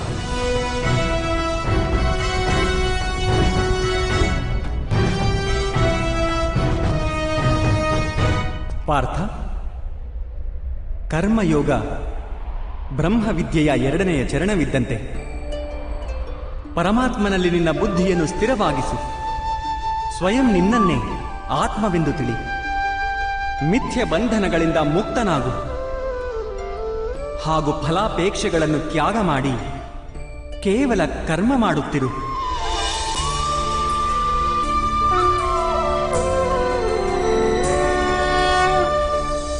ನನ್ನ ಬುದ್ಧಿಯನ್ನು ಪರಮಾತ್ಮನಲ್ಲಿ ಸ್ಥಿರಗೊಳಿಸಿ ಕರ್ಮಯೋಗಿ ಆಗುವುದಕ್ಕೆ ಯಾವ ಮಾರ್ಗವಿದೆ ಮಾಧವ? ಪಾರ್ಥ, ಸಾಂಖ್ಯಯೋಗದ ಕಾರಣ ಮನುಷ್ಯ ಪರಮಾತ್ಮನನ್ನು ನಿರಂತರವಾಗಿ ನೆನೆಯುತ್ತಾ ಇರುತ್ತಾನೆ. ಪರಮಾತ್ಮನ ಸ್ಮರಣೆ ಮಾಡುವುದರಿಂದ ಮನುಷ್ಯನ ಹೃದಯದಲ್ಲಿ ಸಮರ್ಪಣೆಯ ಭಾವ ಉತ್ಪನ್ನವಾಗುತ್ತದೆ, ಹಾಗೂ ಆ ಭಾವವನ್ನು ಭಕ್ತಿ ಎನ್ನುತ್ತಾರೆ. ಭಕ್ತಿಯಿಂದ ಮನುಷ್ಯನಿಗೆ ಸತ್ಯ ಅಸತ್ಯಗಳ ಜ್ಞಾನ ಪ್ರಾಪ್ತಿಯಾಗುತ್ತದೆ. ಆ ಜ್ಞಾನದಿಂದ ಅವನಿಗೆ ಪರಮಾತ್ಮನ ದರ್ಶನವಾಗುತ್ತದೆ. ಹಾಗೂ ಯಾರಿಗೆ ಪರಮಾತ್ಮನ ದರ್ಶನವಾಗುವುದೋ ಅವನೇ ವಾಸ್ತವವಾಗಿ ಕರ್ಮಯೋಗಿಯಾಗುತ್ತಾನೆ. ಹಾಗೂ ಜನ್ಮದ ಚಕ್ರದಿಂದ ಹೊರಬಂದು ಮೋಕ್ಷವನ್ನು ಪಡೆಯುತ್ತಾನೆ. ಎಲ್ಲ ಆತ್ಮಗಳ ಅಂತಿಮ ಗುರಿಯೂ ಅದೇ ಆಗಿರುತ್ತದೆ, ಹಾಗೂ ಧರ್ಮದ ಅಂತಿಮ ಚರಣವೂ ಅದೇ ಆಗಿದೆ. ಆದರೆ ನಾನು ಪರಮಾತ್ಮನ ದರ್ಶನವಿಲ್ಲದೆ ಸಮರ್ಪಣೆಯನ್ನು ಹೇಗೆ ಮಾಡಿಕೊಳ್ಳಬಹುದು ಮಾಧವ?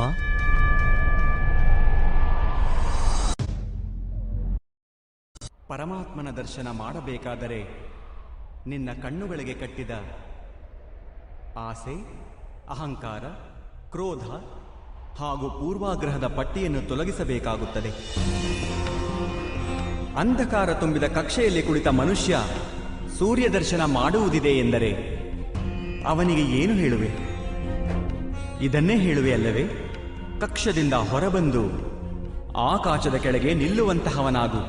ಸೂರ್ಯ ಎಂದೆಂದಿಗೂ ಉಪಸ್ಥಿತನಿರುವನು. ಹಾಗೆಯೇ ಪಾರ್ಥ, ಈ ಸೃಷ್ಟಿಯೇ ಪರಮಾತ್ಮನು, ಪರಮಾತ್ಮನೇ ಎಲ್ಲವೂ. ಪರಮಾತ್ಮನ ಹೊರತಾಗಿ ಏನೂ ಇಲ್ಲ. ಯಾರು ತನ್ನ ಆತ್ಮದ ದರ್ಶನ ಮಾಡುತ್ತಾನೋ ಅವನು ಪರಮಾತ್ಮನ ದರ್ಶನ ಮಾಡುತ್ತಾನೆ.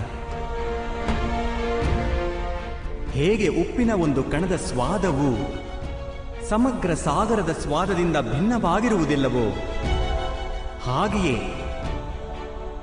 ನಮ್ಮ ಆತ್ಮದ ದರ್ಶನವು ಪರಮಾತ್ಮನ ದರ್ಶನದಿಂದ ಭಿನ್ನವಾಗುವುದಿಲ್ಲ.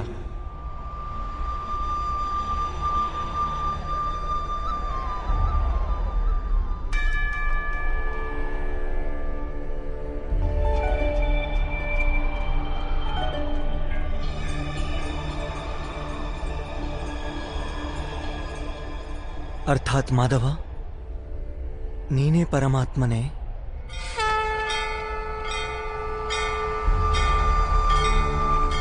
ಹೌದು ಪಾರ್ಥ,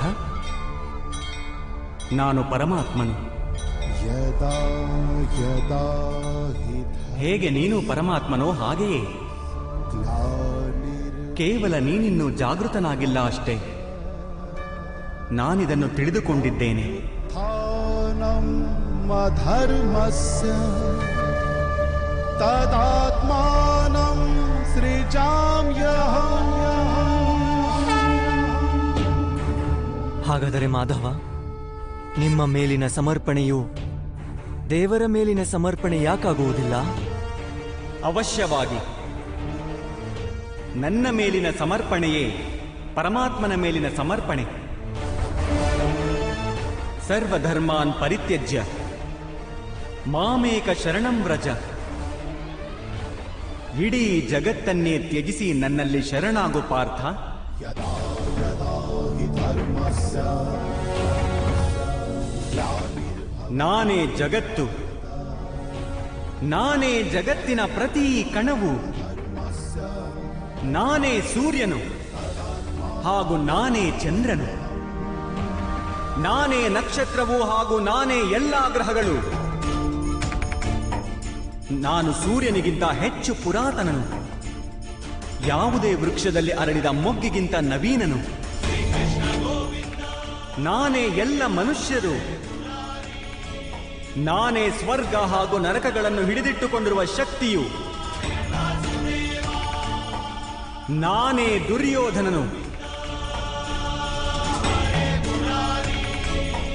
ಹಾಗೂ ನಾನೇ ಅರ್ಜುನನೂ ಆಗಿದ್ದೇನೆ.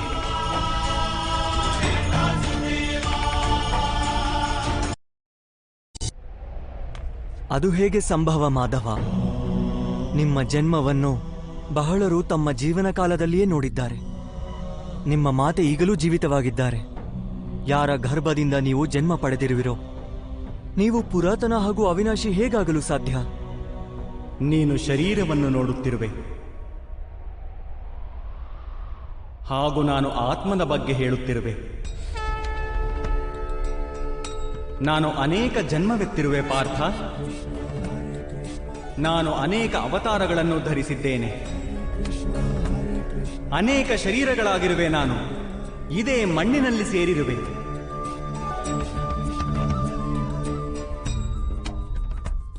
ನಾನು ಮುಂದೆಯೂ ಮತ್ತೆ ಮತ್ತೆ ಜನ್ಮ ತಾಳುತ್ತೇನೆ.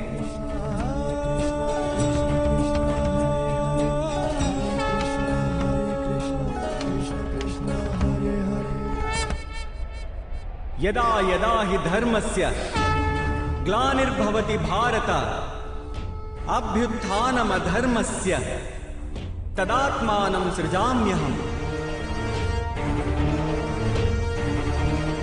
ಪರಿತ್ರಾಣಾಯ ಸಾಧೂನಾಂ ವಿನಾಶಾಯ ಚ ದುಷ್ಕೃತಾಂ ಧರ್ಮ ಸಂಸ್ಥಾಪನಾರ್ಥಾಯ ಸಂಭವಾಮಿ ಯುಗೆ ಯುಗೆ.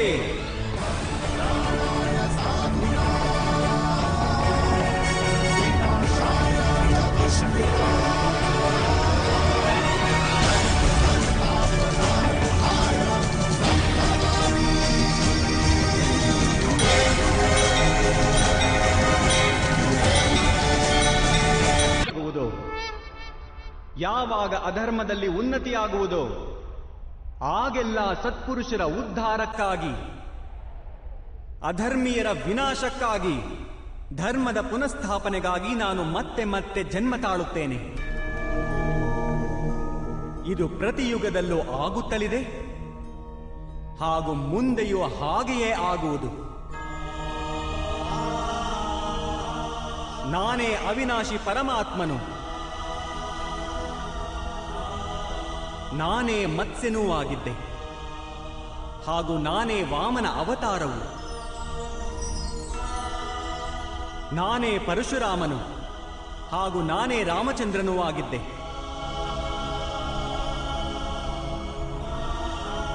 ನಾನೇ ಬ್ರಹ್ಮ, ವಿಷ್ಣು ಹಾಗೂ ಮಹೇಶ್ವರನು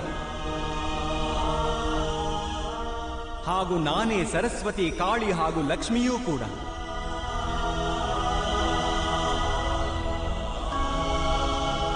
ನಾನು ಪುರುಷನೂ ಅಲ್ಲ, ಸ್ತ್ರೀಯೂ ಅಲ್ಲ ಹಾಗೂ ನಪುಂಸಕನೂ ಅಲ್ಲ. ನಾನು ಶರೀರವೂ ಅಲ್ಲ, ಶರೀರದ ಅಂಗವೂ ಅಲ್ಲ. ನಾನೇ ಜ್ಞಾನವು, ನಾನೇ ಸೃಷ್ಟಿಯು, ಚೈತನ್ಯವೂ ಹೌದು ಹಾಗೂ ಪರಬ್ರಹ್ಮನೂ ಹೌದು. ನಾನೇ ಎಲ್ಲವೂ ಆಗಿರುವೆ ಹಾಗೂ ನಾನು ಏನೂ ಅಲ್ಲ. ಹೀಗೆಯೇ ಪ್ರತಿಯುಗದಲ್ಲಿಯೂ ಆಗಿದೆ ಹಾಗೂ ಮುಂದೆಯೂ ಹೀಗೆಯೇ ಆಗುತ್ತಲಿರುತ್ತದೆ.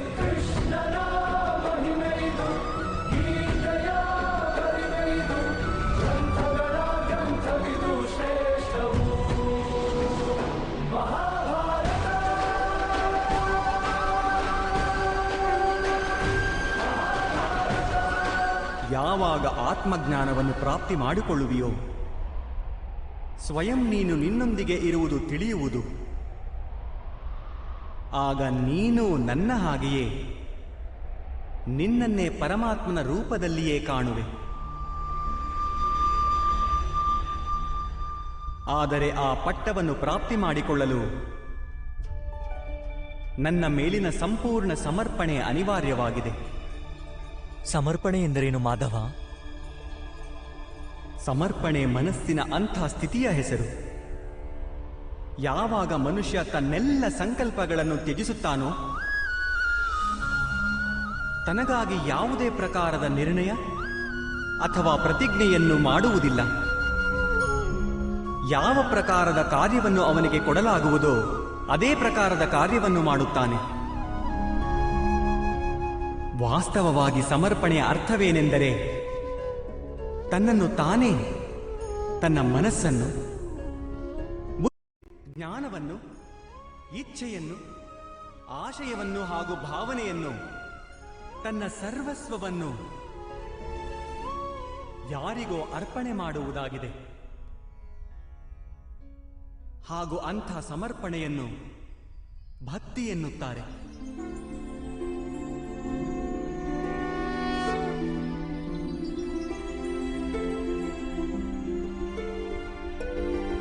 ಪತ್ನಿಯ ಸಮರ್ಪಣೆ ಪತಿಗಾಗಿ ಇರುತ್ತದೆ.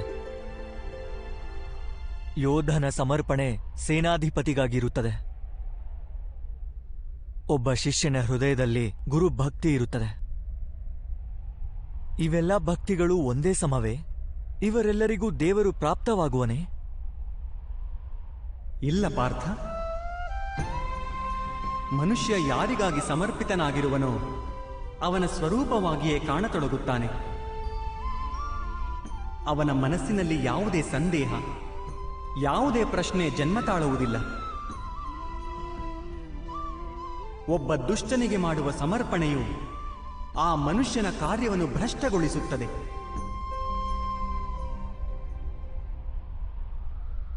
ಅಂಗರಾಜಕರ್ಣನು ಧರ್ಮವನ್ನು ತಿಳಿದಿದ್ದರೂ ಕೂಡ ದ್ಯೂತ ಸಭೆಯಲ್ಲಿ ಪಾಂಚಾಲಿಗೆ ನಿಂದನೆ ಮಾಡಿದ್ದನು. 5 ಪುರುಷರೊಂದಿಗೆ ಸಂಬಂಧವಿಟ್ಟುಕೊಂಡವಳನ್ನು ವೇಶ್ಯರಾಗಿರುತ್ತಾರಂತ ಸ್ತ್ರೀಯರು. ಅದಕ್ಕೆ ಕಾರಣ ಅಂಗರಾಜನಿಗೆ ಭ್ರಾತ ದುರ್ಯೋಧನನ ಬಗ್ಗೆ ಇರುವ ಸಮರ್ಪಣೆ. ಈ ಯುದ್ಧದಲ್ಲಿ ಅವನಿಗೆ ಯಾವ ಶಿಕ್ಷೆ ದೊರೆಯುವುದೋ ಅದು ಯಾವುದೇ ಜನ್ಮ ಅಥವಾ ಜಾತಿಗಾಗಿ ಅಲ್ಲ.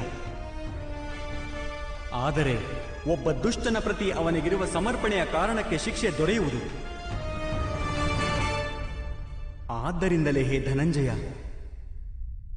ಸಮರ್ಪಣೆ ಉತ್ತಮರ ಪರವಾಗಿ ಇರುವುದು ಅವಶ್ಯಕ. ಅದರಿಂದಲೇ ಮನುಷ್ಯ ಉತ್ತಮನಾಗುತ್ತಾನೆ. ಕಬ್ಬಿಣದ ಸರಪಳಿಯಿಂದ ಅಪರಾಧಿಯನ್ನು ಕಟ್ಟಲಾಗುತ್ತದೆ. ಹಿತ್ತಾಳೆಯ ಸರಪಳಿಯಿಂದ ಮಂದಿರದ ದೀಪಸ್ತಂಭವನ್ನು ಕಟ್ಟಲಾಗುತ್ತದೆ. ಹಾಗೂ ಚಿನ್ನದ ಮಾಲೆಯನ್ನು ಆಭರಣವೆಂದು ಕೊರಳಲ್ಲಿ ಧರಿಸಲಾಗುತ್ತದೆ.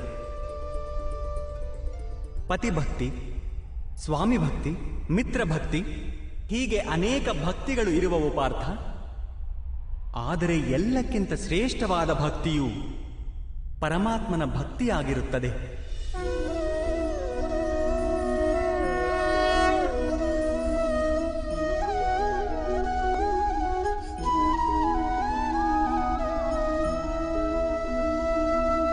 ಪರಮಾತ್ಮನ ಭಕ್ತಿಗೆ ಸಾಂಖ್ಯ ಅಥವಾ ಕರ್ಮಯೋಗದೊಂದಿಗೆ ಏನು ಸಂಬಂಧವಿದೆ?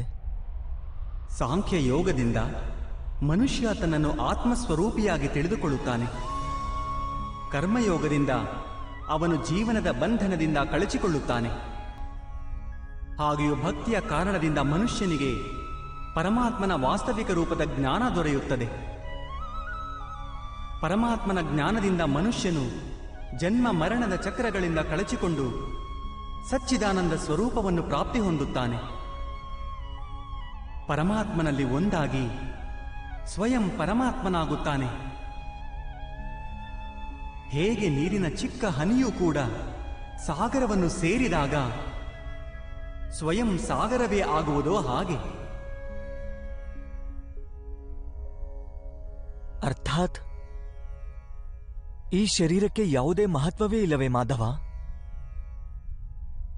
ಅವಶ್ಯವಾಗಿ ಮಹತ್ವವಿದೆ ಪಾರ್ಥ. ಶರೀರದ ಮಾಧ್ಯಮದಿಂದಲೇ ಮನುಷ್ಯನಿಗೆ ಪರಮಾತ್ಮನ ಸಾಕ್ಷಾತ್ಕಾರವಾಗುತ್ತದೆ. ಮೃತ್ಯು ಹಾಗೂ ಹೊಸ ಜನ್ಮದ ಮಧ್ಯದ ಸಮಯದಲ್ಲಿ ಆತ್ಮಜ್ಞಾನದಲ್ಲಿ ವೃದ್ಧಿಯಾಗಲಾರದು. ಈ ಜನ್ಮದಲ್ಲಿ ದೊರೆತ ಅನುಭವ, ಜ್ಞಾನ, ಚಿಂತನೆ ಹಾಗೂ ಅಭ್ಯಾಸವನ್ನು ತೆಗೆದುಕೊಂಡೇ ಆತ್ಮವು ಹೊಸ ಶರೀರವನ್ನು ಪಡೆಯುತ್ತದೆ. ಆತ್ಮದ ಪ್ರಗತಿ ಹಾಗೂ ಅಧೋಗತಿ ಶರೀರದಲ್ಲಿದ್ದರೆ ಮಾತ್ರ ಸಂಭವವಾಗುವುದು.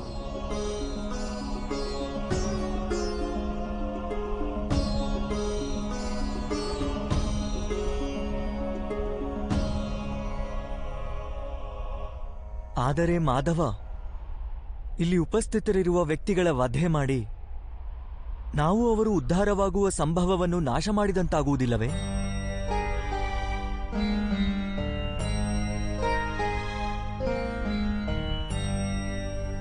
ನಿನ್ನ ಶತ್ರುಗಳು ಧರ್ಮದ ಮಿತಿಯನ್ನು ಮೀರಿಬಿಟ್ಟಿರುವರು ಪಾರ್ಥ.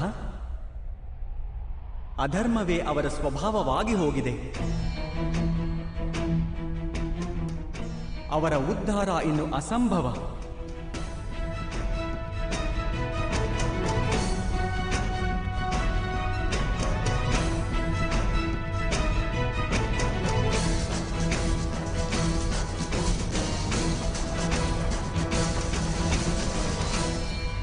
ಅಪರಾಧಿಗೆ ಒಂದು ಮಿತಿಯವರೆಗೆ ಮಾತ್ರ ಉದ್ಧಾರದ ಅವಕಾಶವನ್ನು ಕೊಡಬಹುದು. ನಾನು ಶಿಶುಪಾಲನ 99 ಅಪರಾಧಗಳನ್ನು ಕ್ಷಮಿಸಿದ್ದೆ. ಆದರೆ 100 ಅಪರಾಧಗಳ ನಂತರ ಅವನಿಗೆ ಶಿಕ್ಷೆ ಕೊಡುವುದು ಅವಶ್ಯವಾಗಿತ್ತು. ಅಪರಾಧಿಗೆ ಒಂದು ವೇಳೆ ಅಪರಾಧ ಮಾಡಲು ಬಿಟ್ಟರೆ ಅವನು ಹೆಚ್ಚು ಹೆಚ್ಚು ಪತನಗೊಳ್ಳುತ್ತಾ ಹೋಗುತ್ತಾನೆ.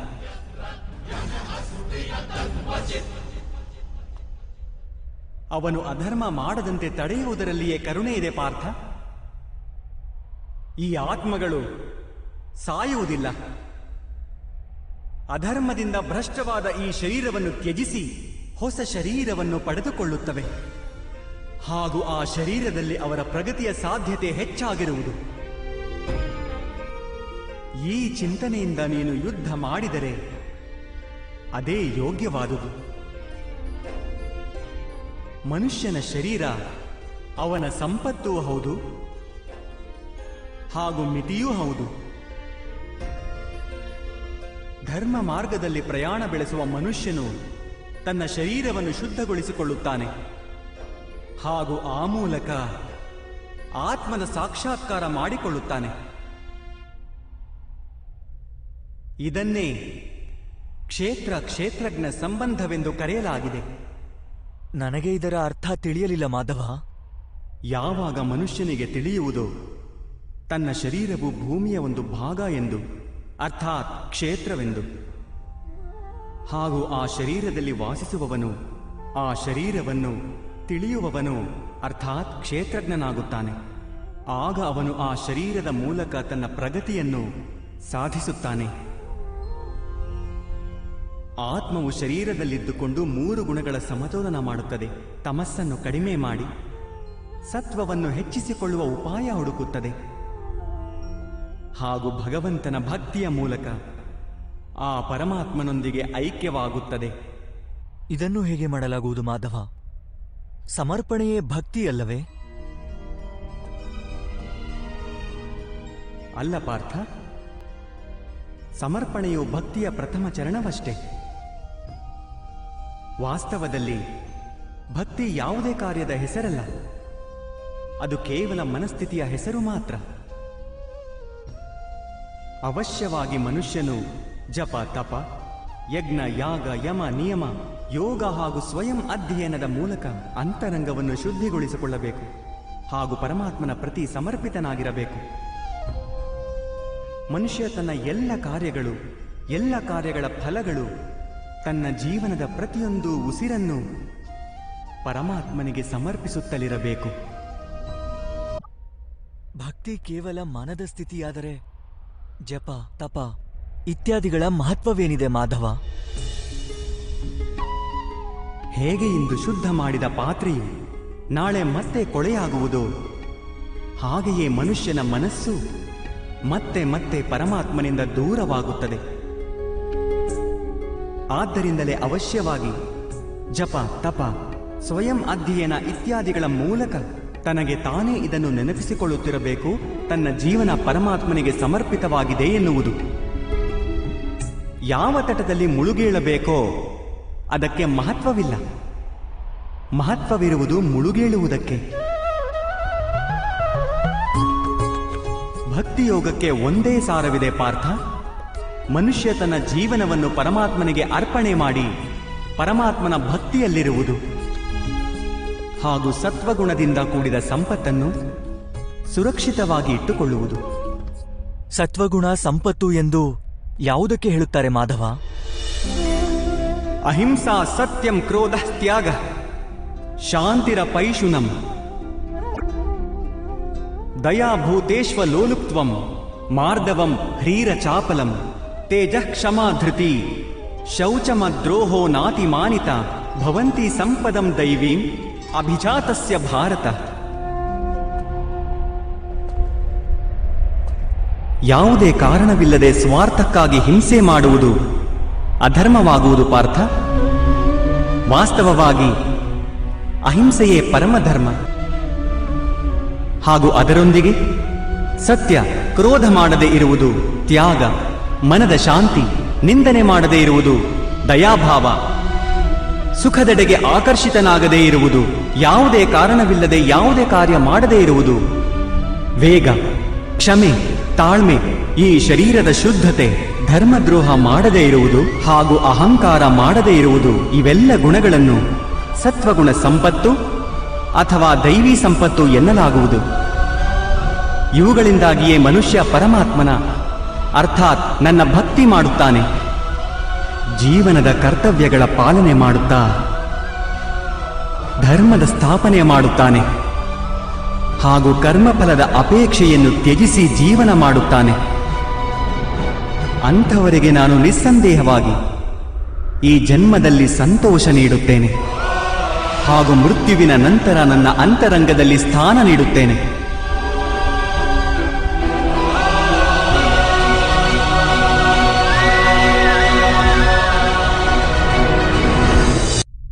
ನಿಮ್ಮ ರೂಪ ಹೇಗಿದೆ ಮಾಧವ? ಸಾಂಖ್ಯ ಯೋಗದ ಮಾಧ್ಯಮದಿಂದ ನಾನು ತಿಳಿದುಕೊಂಡೆ ನಾನು ಒಂದು ಆತ್ಮವೆಂದು, ಅಮರನೆಂದು, ಹಾಗೂ ಈ ನಶ್ವರ ಶರೀರದಲ್ಲಿ ಕೇವಲ ಕೆಲ ಸಮಯದವರೆಗೆ ವಾಸಿಸುವೆ ಎಂದು. ಕರ್ಮಯೋಗದ ಮಾಧ್ಯಮದಿಂದ ನಾನು ತಿಳಿದುಕೊಂಡೆ ಯಾರು ಫಲದ ಅಪೇಕ್ಷೆಯನ್ನು ತ್ಯಜಿಸಿ ಕೇವಲ ಕರ್ಮ ಮಾಡುತ್ತಾನೋ ಅವನಿಗೆ ಜೀವನದಲ್ಲಿ ಶಾಂತಿ ಹಾಗೂ ಸಫಲತೆ ಪ್ರಾಪ್ತವಾಗುತ್ತದೆ ಎಂದು. ಭಕ್ತಿ ಯೋಗದ ಮಾಧ್ಯಮದಿಂದ ನಾನು ನಿಮ್ಮ ಪ್ರತಿ ಸಮರ್ಪಣೆಯ ಮಹತ್ವ ತಿಳಿದುಕೊಂಡೆ.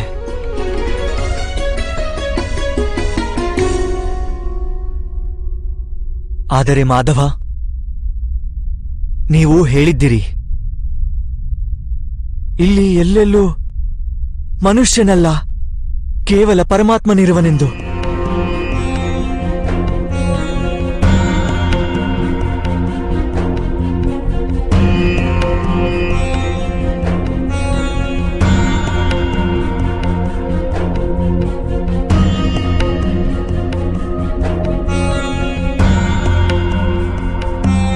ಆದರೆ ಈಗಲೂ ನನಗೆ ಇಲ್ಲಿ ಕೇವಲ ಮನುಷ್ಯರು ಕಾಣುತ್ತಿರುವರು, ಕೇವಲ ಮನುಷ್ಯರು ಮಾಧವ.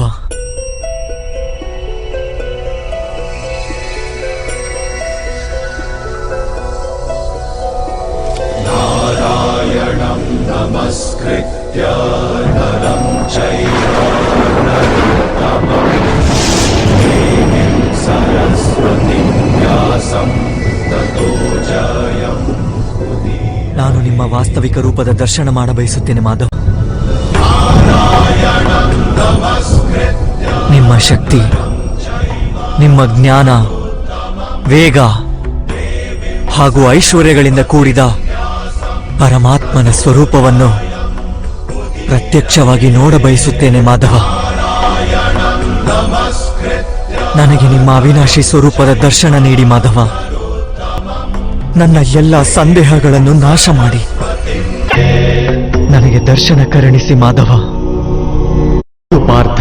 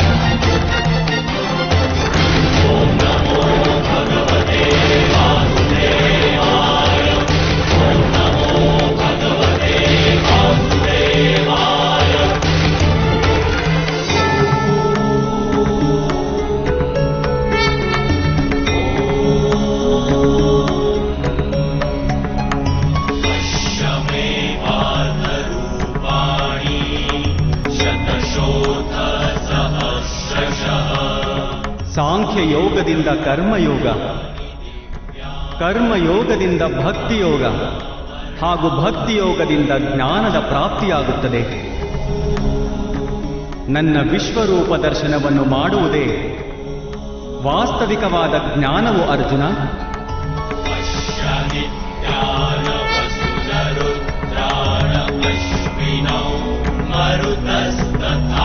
ಇದೇ ಒಂದು ಜ್ಞಾನವು ವಿಶ್ವದಲ್ಲಿ ಎಲ್ಲ ಜ್ಞಾನ ಹಾಗೂ ವಿಜ್ಞಾನಗಳ ಆಧಾರವಾಗಿದೆ. ಇದೇ ಜ್ಞಾನವು ಮುಕ್ತಿಯನ್ನು ದೊರಕಿಸಿಕೊಡುತ್ತದೆ. ದೇವತೆಗಳಿಗೂ ಯಾವ ದರ್ಶನ ಸುಲಭವಾಗಿ ಪ್ರಾಪ್ತವಾಗುವುದಿಲ್ಲವೋ ಅಂತಹ ವಾಸ್ತವಿಕ ರೂಪವನ್ನು ನಿನಗೆ ತೋರುತ್ತಿರುವೆನು ಅರ್ಜುನ.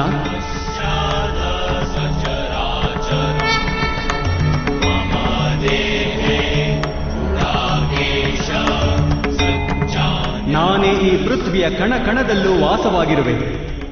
ಹಾಗೂ ಈ ಪೃಥ್ವಿ, ಸೂರ್ಯ, ಚಂದ್ರ, ನಕ್ಷತ್ರ ಹಾಗೂ ತಾರಾಮಂಡಲಗಳು ನನ್ನೊಳಗೆ ವಾಸ ಮಾಡುತ್ತವೆ.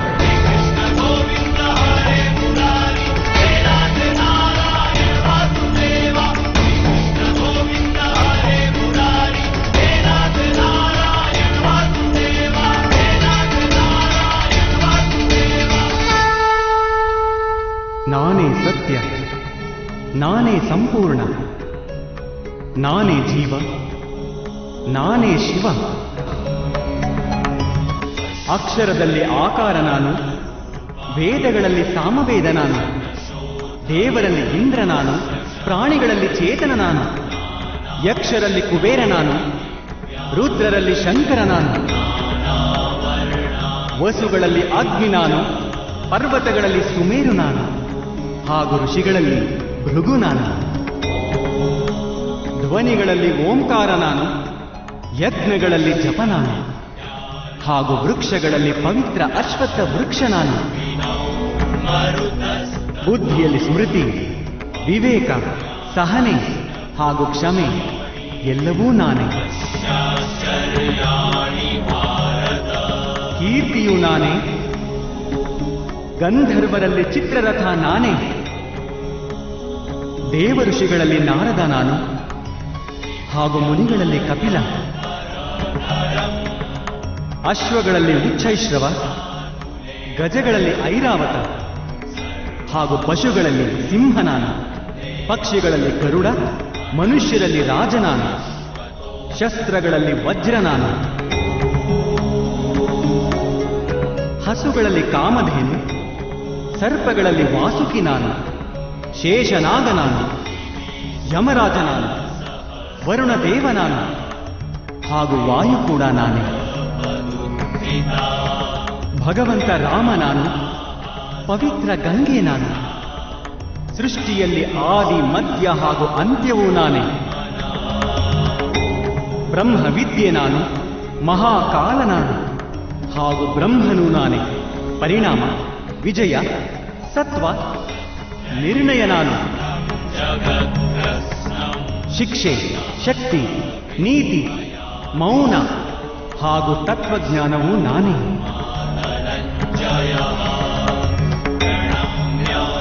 ವಾಸುದೇವ ನಾನು, ಅರ್ಜುನ ನಾನು, ವೇದವ್ಯಾಸ ನಾನು. ಅಂಥದ್ದೇನೂ ಇಲ್ಲ ಯಾವುದು ನಾನಲ್ಲವೋ.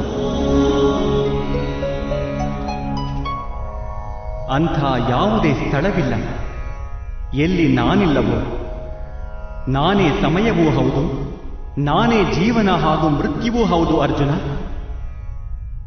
ಇಲ್ಲಿ ಉಪಸ್ಥಿತರಿರುವ ಎಲ್ಲ ಮನುಷ್ಯರ ಮೃತ್ಯುವಾಗಿ ನಿಂತಿರುವೆ ನಾನು.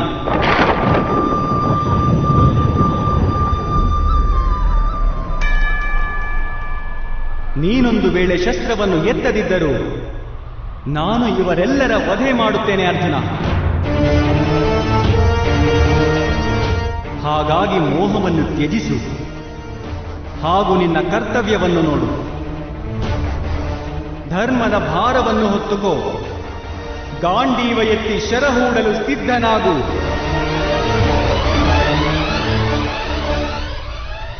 ಯುದ್ಧ ಮಾಡು ಅರ್ಜುನ, ಯುದ್ಧ ಮಾಡು.